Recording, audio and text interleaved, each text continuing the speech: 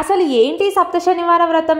ఈ మధ్యకాలంలో ఎవరు చూసినా సప్త శనివార వ్రతం చేస్తున్నాము అంటున్నారు. నిజంగానే ఈ సప్త శనివార వ్రతం అనేది ఒకటి ఉందా?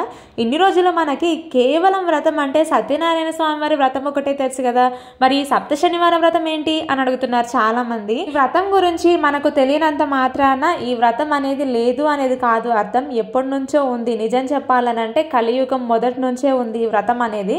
కాకపోతే ఈ మధ్య ఎక్కువగా ప్రచారం అవుతూ ఉంది. ఒకరి తర్వాత ఒకరికి, ఒకరి ద్వారా ఒకరికి తెలుస్తూ ఉంది. అలా ఒక్కొక్కరిగా ఎంతో నియమనిష్టములతో ఈ సప్త శనివార వ్రతాన్ని అయితే ప్రతి ఒక్కరూ కూడా ఆచరిస్తున్నారు. అంతే సత్ఫలితాలను కూడా పొందుతున్నారు. సప్త శనివార వ్రతం చేయాలనుకునే వాళ్ళు, చేస్తున్న వాళ్ళకి చాలా ప్రశ్నలు అయితే వస్తూ ఉంటాయి, చాలా సందేహాలు ఉంటాయి. వాటన్నిటినీ కూడా నేను ఆల్రెడీ ఇంతకు ముందుకు సప్త శనివార వ్రతం వీడియో చేశాను కదా, అయితే పూజా విధానం మొత్తం ఆ వీడియోలో చూపించాను కదా. ఆ వీడియోలో మీ అందరికీ వచ్చే డౌట్స్ అన్ని కూడా క్లియర్ చేశాను. కామెంట్ సెక్షన్లో అడిగిన వాళ్ళందరికీ కూడా రిప్లై అయితే ఇచ్చాను. ఈ రోజైతే ఇది నా 2వ వారం పూజా విధానం అనమాట. నేను ఇక్కడ మీకు కంప్లీట్గా పూజా విధానం ఏమి ఎక్స్ప్లెయిన్ చేయట్లేదు. నేను పూజ చేసుకుంటూ ఈ వీడియో అయితే షూట్ చేసుకున్నాను. అయితే ఈ వీడియోలో నేను మీతో కొన్ని విషయాలు అయితే మాట్లాడాలి అనుకుంటున్నాను. అవేంటి అని అంటే సప్త శనివార వ్రతం గురించి నేను ఈరోజు ఈ పూజ చేసుకునేటప్పుడు ఏ బుక్లో అయితే చూసుకుంటూ చదువుతున్నాను సప్త శనివార వ్రతం పుస్తకంలో చెప్పినటువంటి కొన్ని విషయాలని, అలాగే వ్రత నియమాలను, వీటన్నిటినీ కూడా మీకు ఈ వీడియోలో క్లియర్గా ఎక్స్ప్లెయిన్ చేస్తాను. చాలా మంది అడిగారు, అక్క వ్రతం చేసుకునే వాళ్ళకి నియమాలు ఏముంటాయి, వాటన్నిటి గురించి క్లియర్గా వీడియో చేయండి అని. అలాగే మనకు ఈ వ్రతం ఎలా మొదలయ్యింది, ఎలా మొదలు పెట్టాలి, ఎలాంటి నియమాలు ఉంటాయి, వీటన్నిటినీ కూడా ఈ వీడియోలో అయితే చెప్తాను నేను మీకు. సప్త శనివార వ్రతం మొదటి పేజీలోనే ఉంటుందన్నమాట. అంటే పుస్తకం మొదటి పేజీలోనే శ్రీ వెంకటేశ్వర స్వామి వారి 7 శనివారముల వ్రతము పరిచయము అని ఉంటుంది. ఈ పరిచయంలో ఏముంటుందో చూద్దాం పదండి. సప్తగిరీషుడైన శ్రీ వెంకటేశ్వర స్వామిని తలుచుకొని భక్తులందరూ శనివారం నాడు తప్పకుండా స్థల స్నానం చేయడం, ఆ స్వామిని పూజించడం, రాత్రిపూట భోజనం మాని పలహారం అల్పాహారం మాత్రం పుచ్చుకోవడం మన చాలా చోట్ల చూస్తున్నాం. వారం పొడుగునా ఇలా చేయడం కుదరని వారు వారం చివరి రోజైన స్వామిని సేవించాలనే భావం ఇందులో కనబడుతుంది. వారానికి చివరి రోజు శనివారం. ఇది నవగ్రహాలలో శనిదేవునికి చాలా ప్రీతికరమైన రోజు. అయినా శనికి వెంకటేశ్వర స్వామికి సంబంధం ఏమిటి అనే ప్రశ్న రాకమానదు. వెంకటేశ్వరుడు కూడా శనిదేవుడే. శం అంటే సుముఖ, నీయతే అంటే ఇతని వల్ల భక్తులకు అందింపబడుతూ ఉంటుంది కనుక శని అని వ్యుత్పత్తి చెప్పుకుంటే తనను పూజించిన వారందరికీ సుఖాన్ని అందించే వెంకటేశ్వరుడు కూడా శనిదేవుడే. అంతేకాదు మార్కండేయ పురాణంలో మహర్షుల వారు ఇలా చెప్పారు, ఆదిలో 6 ముఖాలతో కుమారస్వామి రూపంలో ఉన్న శ్రీహరి కలియుగములో ఒక్క ముఖము కలవాడై వెంకటేశ్వరుడుగా అవతరించాడు. సర్వపాత్రలోనూ చైతన్య స్వరూపిణి అయిన సరస్వతీదేవిని కూడా ఈ వెంకటేశ్వర స్వామి రూపం భక్తులకు దర్శనమిస్తుంది. అంతేకాదు శనివారం నాడు నియమనిష్టములతో శ్రీ వెంకటేశ్వరుని ఆరాధించిన వారికి అన్ని కోరికలు తీరుస్తుంది. అందుచేత ఈ శనివార వ్రతం చాలా ముఖ్యమైనది. ఇది పరమ సత్యము, ఇందులో సందేహము లేదు అని అర్థం. శంకరాచార్యుల వారికి ఈ వెంకటేశ్వరుడు బాలాదేవి గారు కనిపించాడు. అందుకే బాలాజీ అని కూడా ఈ స్వామిని పిలుస్తారు. అందుచేత ఈ సప్త శనివార వ్రతం చేసిన భక్తులు ఆయురారోగ్య ఐశ్వర్యాలు పొందాలి అనే మాట కాదు పురాణ వాక్కు. కానీ ఇక మీదటి ఏ సందేహాలు పెట్టుకోకుండా ఎవరైనా సప్త శనివారం వ్రతం చేయాలి అనుకుంటే కనుక నిశ్చింతగా చేయడం మొదలు పెట్టండి. ఇందుకు ఆనవాయితీ ఆచారాలు ఏవి అవసరం లేదు. సప్త శనివారం వ్రతం మొదలు పెట్టాలి అనుకున్నప్పుడు మనందరికీ వచ్చే సందేహం ఏమిటో తెలుసా? ఎప్పుడు మొదలు పెట్టాలి, ఏ రోజు మొదలు పెట్టాలి, ఏ తిథిలో మొదలు పెట్టాలి అని. వీటన్నిటినీ కూడా సప్త శనివార వ్రతం పుస్తకంలో చాలా క్లియర్గా ఇచ్చారు. సప్త శనివార వ్రతం ఏ శనివారం నాడు ప్రారంభించినా శుభదాయకమే. శనివారంలో త్రయోదశి తిథి కలిసిన నాడు మంచిది. శనివారంతో ఏకాదశి కలిస్తే విష్ణు ప్రీతి కనుక మంచిది. శనివారంతో ప్రతి నెల వచ్చే మాస శివరాత్రి కలిస్తే మంచిది. శనివారంతో మిత్రుడు దేవతగా గల అనురాధ నక్షత్రం కలిస్తే మంచిది.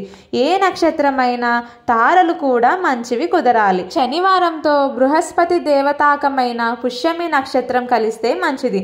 శనివారంతో విష్ణువు దేవతగా గల శ్రవణ నక్షత్రం కలిస్తే మంచిది. శనివారంతో ఉత్తరాభాద్ర నక్షత్రం కలిసిన నాడు కూడా చేసుకోవచ్చు. ఇవన్నీ కూడా శుభ ఫలితాన్ని ఇస్తాయి.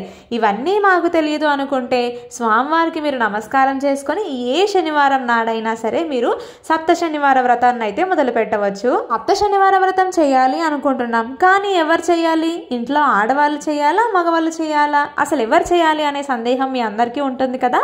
వాటన్నిటికీ కూడా సమాధానాలు మనకు ఈ పుస్తకంలోనే ఉన్నాయి. 7 శనివారములు వ్రతము ఎవరు తప్పక ఆచరించాలి అంటే గోచార రీత్యా ఏలినాటి శని, అర్ధాష్టమ శని, అష్టమ శని జరుగుచున్నవారు తప్పక ఆచరించాలి. జాతక రీత్యా శని మహర్దశ, శని అంతర్దశ, శని దశలు జరుగుతున్నవారు, లగ్నమున అష్టమ శని ఉన్నవారు ఆచరించిన ఉత్తమము. మేషం, మిథునం, కర్కాటకం, సింహం, కన్య, వృశ్చిక, కుంభం, మీన లగ్న జాతకులు, మేషం, మిథునం, కర్కాటకం, సింహం, కుంభం, మీనరాశి జాతకులు ఆచరించుట శ్రేయస్కరం. లోహ వ్యాపారస్తులు, బియ్యం, తిలతైలాదులు, నిల్వ వ్యాపారులు, తరచూ వ్యవహార ఆటంకములు కలుగుచున్నవారు, వ్యాపారమునందు నష్టము కలుగుచున్నవారు, ఎక్కువగా కాలికి దెబ్బలు తగులుతున్నవారు తప్పక ఆచరించాలి. అంటే ప్రతి ఒక్కరూ కూడా, ఈ సృష్టిలో పుట్టిన వాళ్ళు ప్రతి ఒక్కరూ కూడా, అంటే మానవ జన్మ ఎత్తిన వాళ్ళు మాత్రమే కదా ఆ స్వామివారికి సేవ చేసుకునే అదృష్టం మనకు కలుగుతుంది.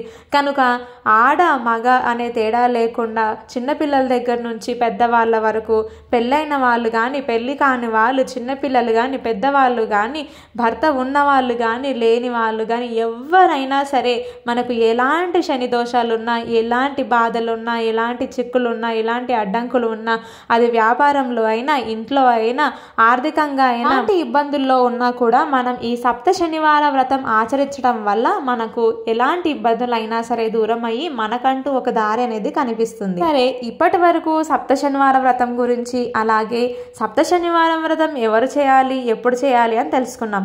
అలాగే సప్త శనివారం వ్రతం మొదలు పెట్టాలి అనుకునే వాళ్ళు ఎలాంటి నియమాలు పాటించాలి అనే సందేహం చాలా మందికి ఉంటుంది కదా. మీ అందరికీ వచ్చే సందేహాలన్నింటినీ కూడా నేను ఇక్కడ నివృత్తి చేస్తాను. 7 శనివార వ్రతము నియమాలు, విధులు. అసలు ఏం చేయాలి అంటే మగవారు 7 శనివారాలు వరుసగా వ్రతం చేయాలి. ఆడవాళ్ళ కంటే ఆటంకం వస్తుంది కనుక ఒక వారం కుదరకపోయినా మిగతా వారాలు వాళ్ళు కంటిన్యూ చేయవచ్చు. ఒకవేళ మగవాళ్ళు అంటే పురుషులు చేస్తున్నట్లయితే కనుక వాళ్ళకి ఎలాంటి అడ్డంకులు ఆటంకాలు రావు కాబట్టి వాళ్ళు 7 శనివారాలు కూడా వరుసగా వ్రతం అయితే చేయాల్సి ఉంటుంది. కొన్నిసార్లు తప్పనిసరి పరిస్థితుల్లో చేయలేకపోయాము అనుకుంటే పర్వాలేదు, కానీ వాళ్ళైతే గనక కంటిన్యూగా 7 వారాలు అయితే కంప్లీట్ చేసుకోవాల్సి ఉంటుంది. ఆడవారికి ఏవైనా ఆటంకాలు వస్తే ఆ వారం వదిలి తరువాత వారాలలో పూజ చేసి మొత్తం 7 శనివారాల వ్రతం పూర్తి చేయాలి. అన్ని వయసులలోని వారు, అన్ని వర్ణాల వారు ఈ వ్రతాన్ని ఆచరించవచ్చు. అన్నిటికన్నా భక్తి శ్రద్ధలు ముఖ్యంగా ఉండాలి. అప్పుడే ఏ వ్రతమైనా మంచి ఫలితాన్ని ప్రసాదిస్తుంది. ప్రతి శనివారం రాత్రి పూజ తరువాత ఒక అతిథికి లేదా దంపతులకు భోజనం పెట్టాలి. సామాన్యంగా శనివారం రాత్రి ఫలహారం చేస్తారు కనుక ఆ ఫలహారాన్ని మధ్యాహ్నానికి మార్చుకొని రాత్రి పూజ కూడా అయ్యాక భోజనం చేయాలి. ఆడవారు కానీ మగవారు కానీ పూజకు ముందే వారి సాంప్రదాయ అనుసారము ముఖాన తిలకం తప్పకుండా పెట్టుకోవాలి. తిలకం లేని పూజ పితృదేవతలకు చెందుతుంది. అంటూ ఉన్నవాళ్ళు, ముట్టు ఉన్నవాళ్ళు వ్రతం చేయకూడదు. ప్రసాదం కూడా పుచ్చుకోకూడదు. ఈ 7 శనివార వ్రత కథ పుస్తకములను చివరి వారమున 7 లేక 14, 21 సంఖ్యలో వారి తాహతకు బట్టి పంచిపెట్టుకోవడం శ్రేయస్కరం.